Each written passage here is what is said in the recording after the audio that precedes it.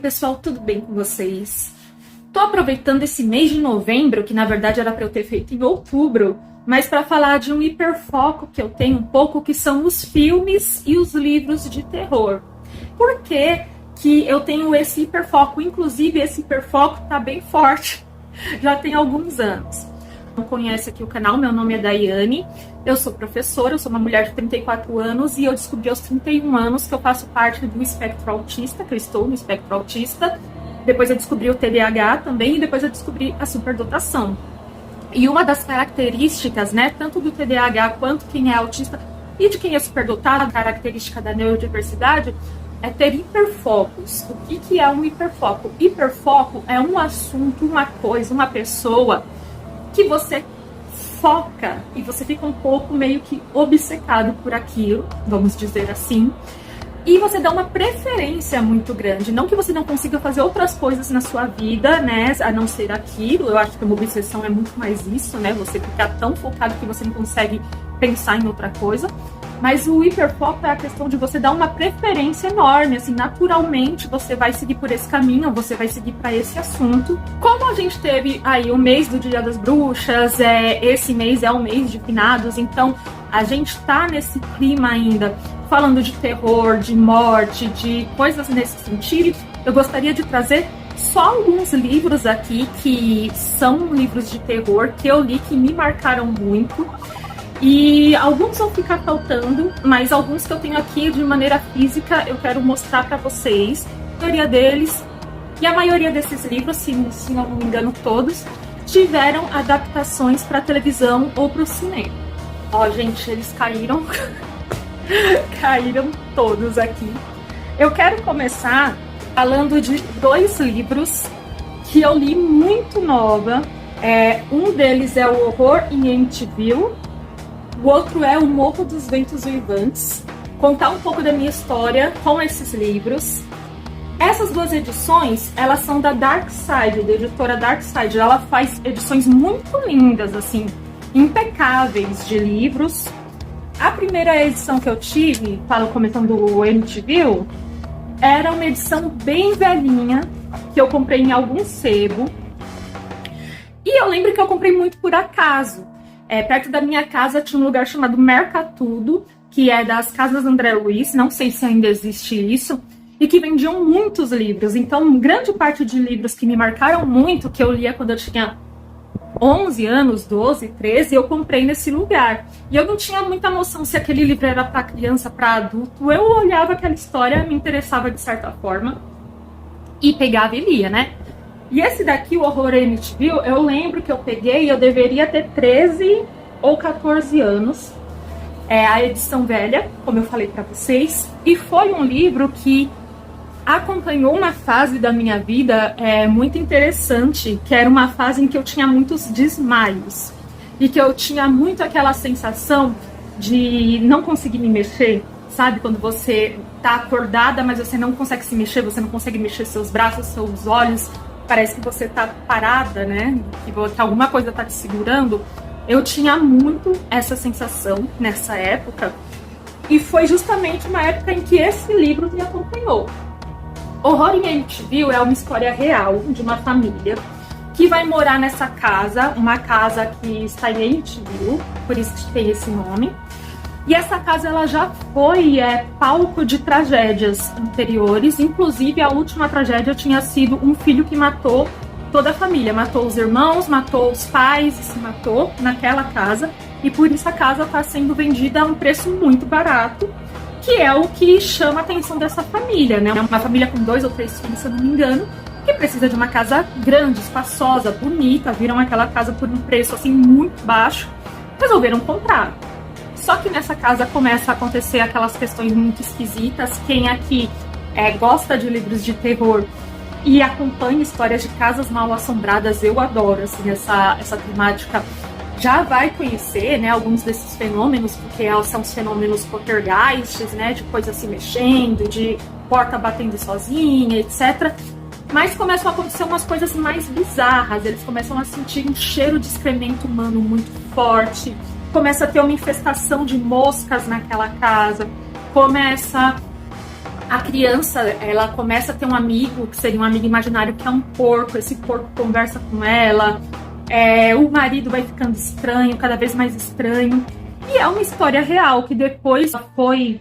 Essa história, ela teve acompanhamento até do casal Warren, né? Do Ed e da Lorraine Warren. Depois eu quero fazer um vídeo falando deles especificamente, mas eles eram como se fossem demonologistas, né? Eles trabalhavam com essa questão sobrenatural. Quem aqui, por exemplo, já assistiu A Freira, Annabelle, Vocação do Mal 1, 2, 3... Todos são baseados em histórias reais que eles passaram, não da maneira que o filme mostra. O filme mostra de uma maneira muito, né? Muito fantasiosa, mas são histórias inspiradas.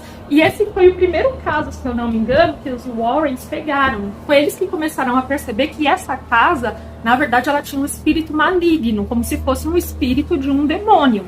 Essa casa existe até hoje. Aconteceram muitas coisas com essa família naquela casa, apesar deles não conseguirem ficar muito tempo lá. Eu acredito que eles ficaram um mês, alguma coisa assim. Ele tem várias adaptações para o cinema, várias.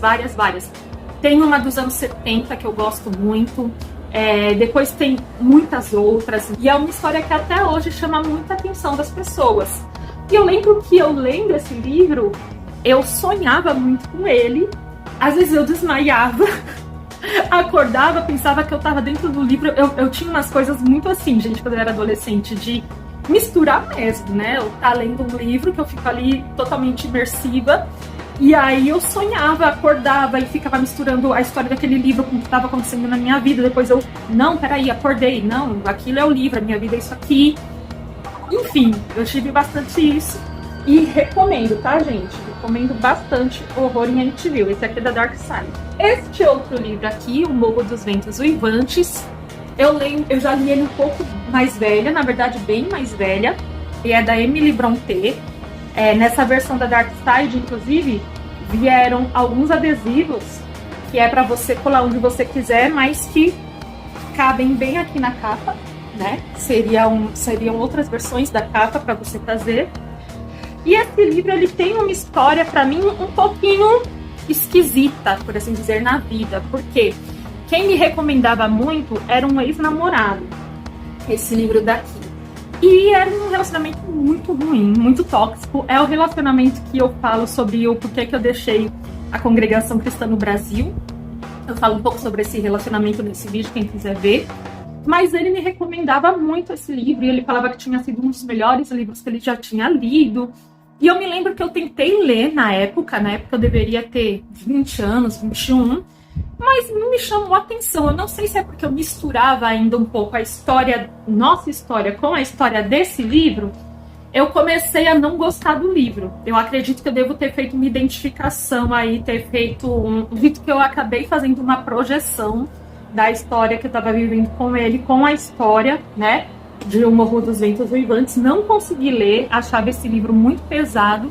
Mas aí, depois de muito tempo que a gente terminou, etc, eu comprei uma versão do Morro dos Ventos Uivantes, que não é essa. Essa versão aqui eu comprei depois, porque é uma versão linda, que também é da Dark Side.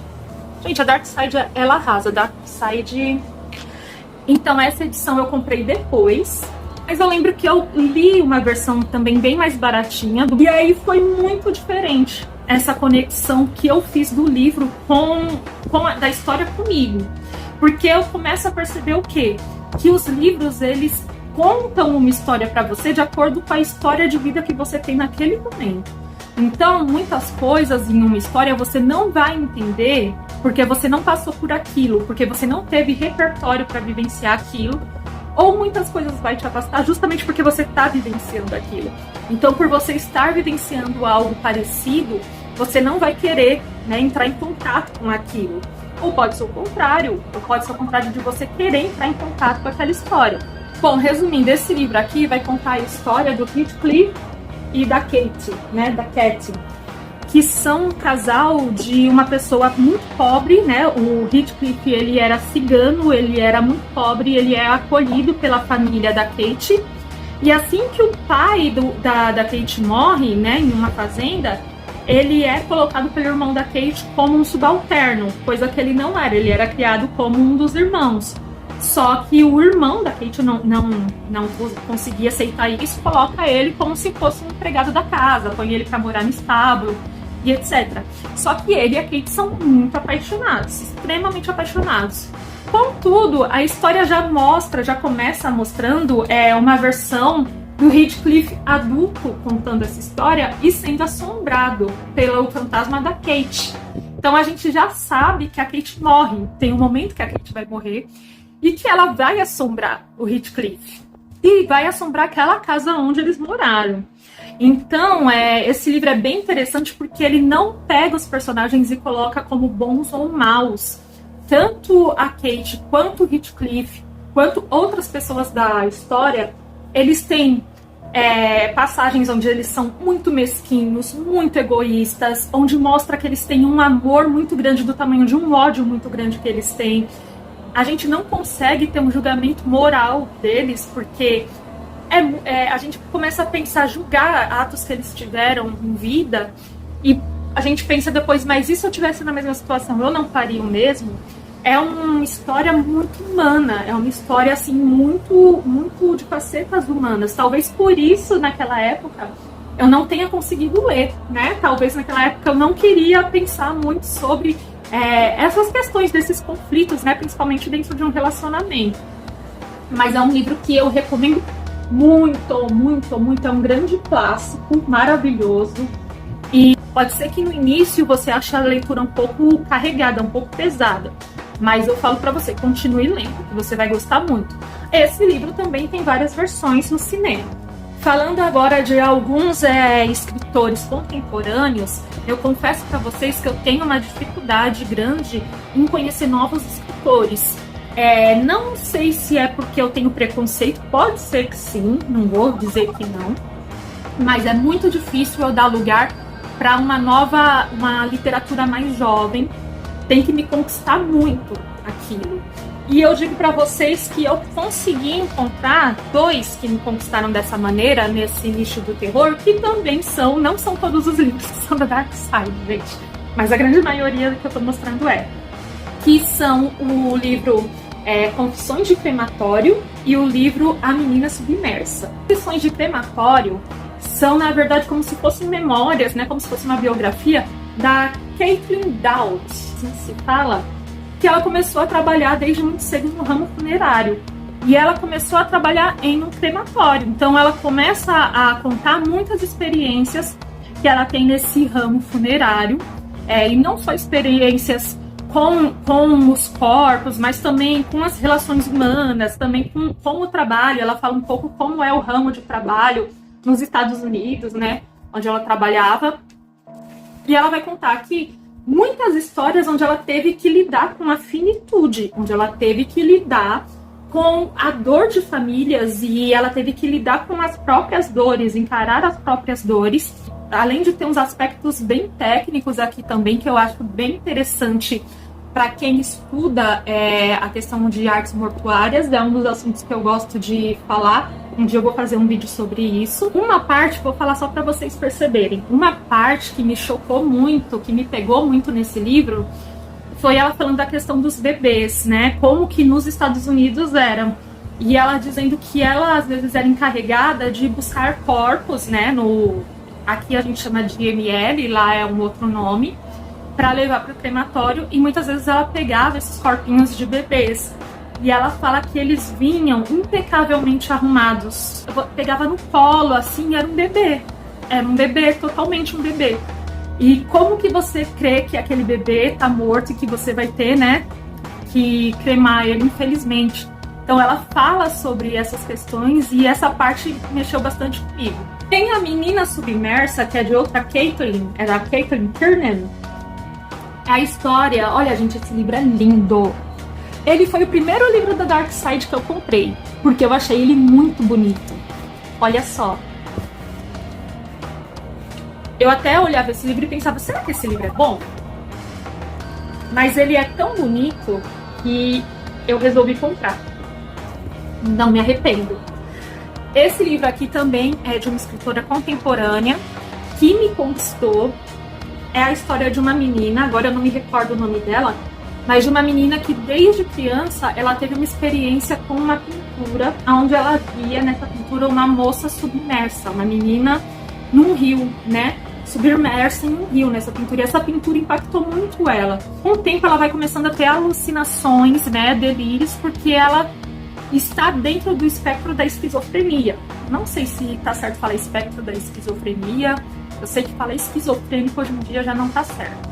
Mas enfim, ela descobre que ela está, né, com umas questões de esquizofrenia mesmo, até porque familiares dela antes tinham.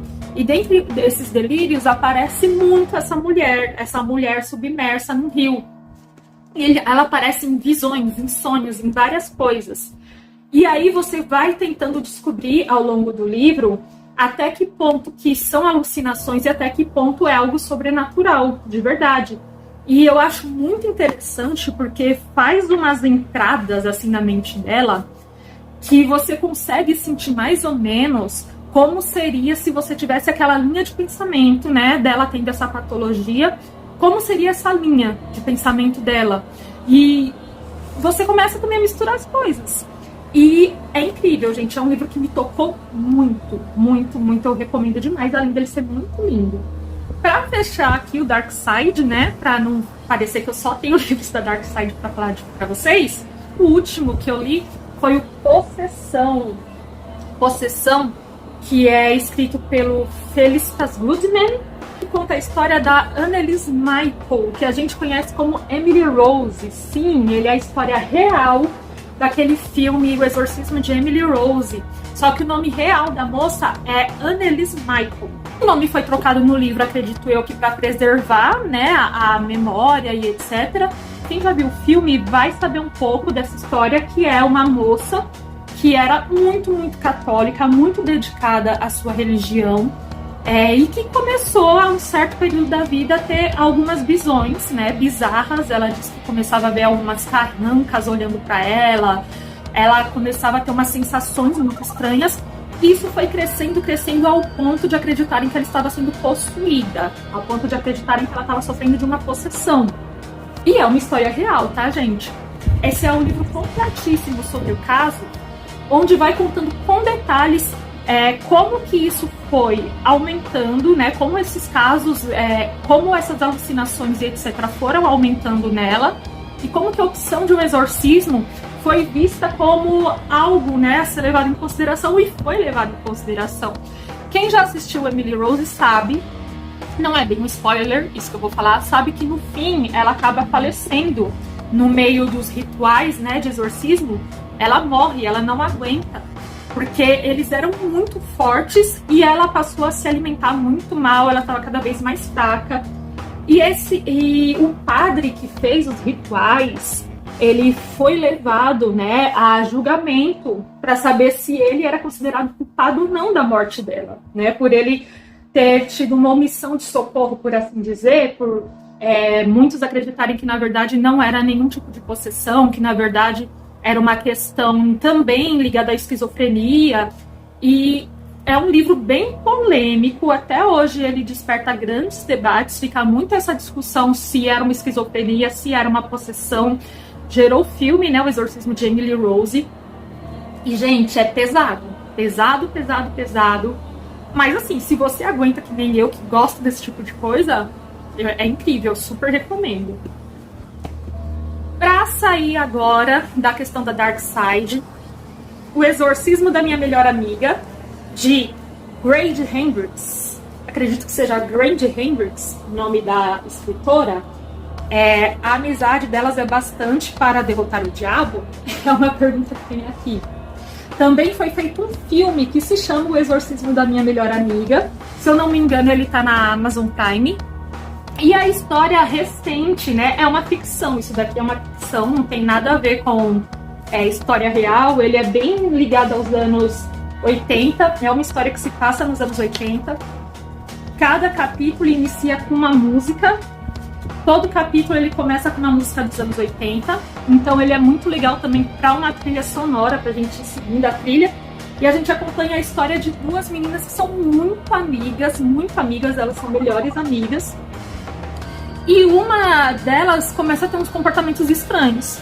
e a outra começa a desconfiar que ela esteja possuída por um demônio.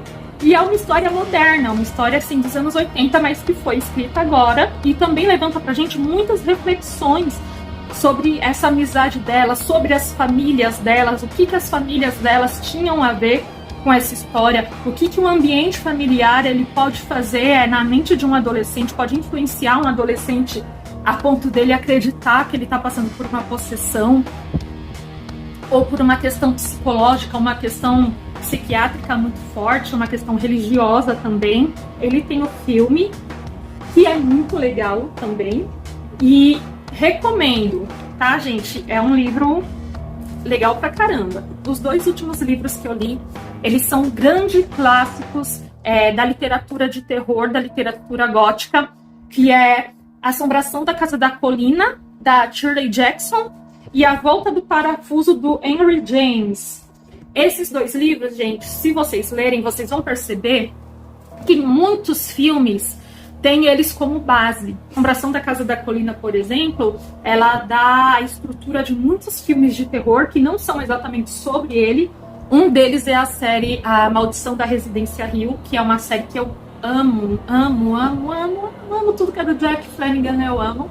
Essa história aqui é muito interessante porque ela já aborda um tema um pouco LGBTQIA+, história de uma mulher chamada Eleanor, que ela acreditava que nada na vida dela tinha muito sentido, ela tinha vivido a vida toda para cuidar da mãe dela, que acabou falecendo, ela morava na mesma casa de favor, ela morava de favor na casa da irmã com o cunhado, ela se sentia totalmente presa, ela sentia que ela não tinha uma vida, né, em que ela pudesse realmente viver, e ela é convidada a passar uns dias num lugar chamado Casa da Colina,